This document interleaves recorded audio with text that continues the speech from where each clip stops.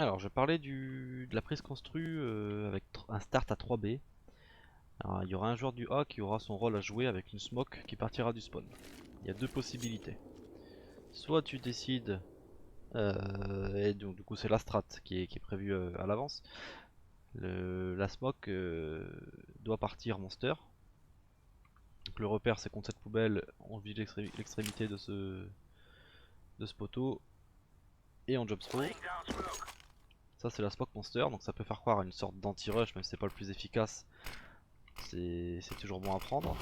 Donc cette smoke qui sert un peu d'anti-rush et permettre du coup, par conséquent, hop je me perds, ce qui permet au support de mettre ses flashs comme ceci, voilà comme prévu, et ensuite d'assurer le coup avec une mollo instant.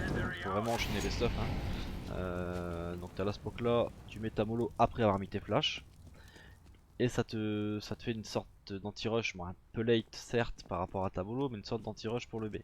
Donc ça c'est dans l'éventualité que le joueur du A mette la smoke monster, donc c'est pour ça qu'il faudra bien communiquer et qu'on se mette d'accord sur quel smoke part. Donc, deuxième possibilité pour le joueur du A, c'est de mettre la smoke T2 ou la smoke pipe, il y a deux manières de la nommer.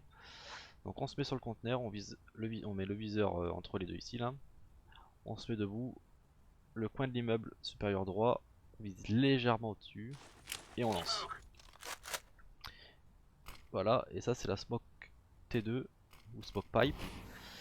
Et ce qui veut dire que si cette smoke elle est là, forcément les joueurs qui push mettront pas la mollo comme prévu, il n'y aura pas de mollo ici.